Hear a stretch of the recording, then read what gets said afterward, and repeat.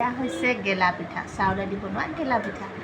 তো মইতো বনালোঁ, তেন্তে আহক আপোনালোককো শিকাই দিওঁ। এয়া হৈছে চাউলৰ গুড়া, লগত লৈছোঁ মিঠৈ আৰু লৈছোঁ ইনো 1 পেকেট আৰু অকণমান আপুনি হিচাপ অনুপাতে নিমখটো দি দিব। তো এতিয়া গোটেইখিনি বস্তু পানীত ভালদৰে মিলাই ল'ব লাগিব। তাৰ বাবে মই পানীত মিঠৈ টুকুৰাকেইটা মিলাই লৈছোঁ, একেবাৰতে যাতে হৈ যায়। কিন্তু বহুতে মিঠৈখিনি মিহি মিহিকৈ কাটি পিঠাগুড়িৰ লগত মিলাই দিলেও হয়। তেনেদৰে নকৈ মই আৰু এলেহুৱা মানুহ। এয়া দেখিছে হাতেৰে খুব সুন্দৰকৈ কৰি গৈ আছোঁ। হাতেৰে কৰিলে ভাল লাগে, হেতা দিও কৰিব পৰা যায়। বহুতে হয়তো বেয়া পাব হাতেৰে কিয় চুইছে।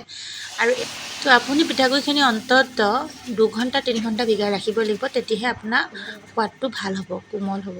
আৰু ইনো দিছোঁ যেতিয়া ইমান টেনশ্যন নাই, ভাল হ'বই। আৰু মই এতিয়া লগালগ বনাব আহিলোঁ। খুব সুন্দৰকৈ গোল গোল হৈছে।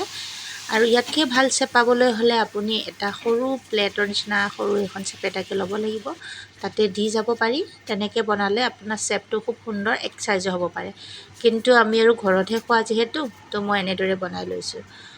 তো এই পিঠাবিধ মই বহুতৰে ঘৰত খাই থাকোঁ। নামটো চবেই গেলা পিঠা বুলিয়ে কয়। ইমান বেয়া লাগে শুনিব, কিন্তু সোৱাদটো ইমান ভাল লাগে। মই খাই খাই মানে ভাবোঁ কেতিয়াবা, কিয়নো এই পিঠাবিধৰ নাম গেলা পিঠা দিলে। গোল পিঠা বা বৰ পিঠাও দিব পাৰিলে হয়, নহয় জানো? তো দিয়াসকলে দিলে, আমি আৰু খাই পাইছোঁ। আমাৰ দেখাক দেখি আৰু বনাব শিকিলোঁ। সেয়েহে আজি শিকি কৰি মই বনাই খালোঁ। খুবেই টেষ্টি, খুবেই স্বাস্থ্যকৰো হ'ব।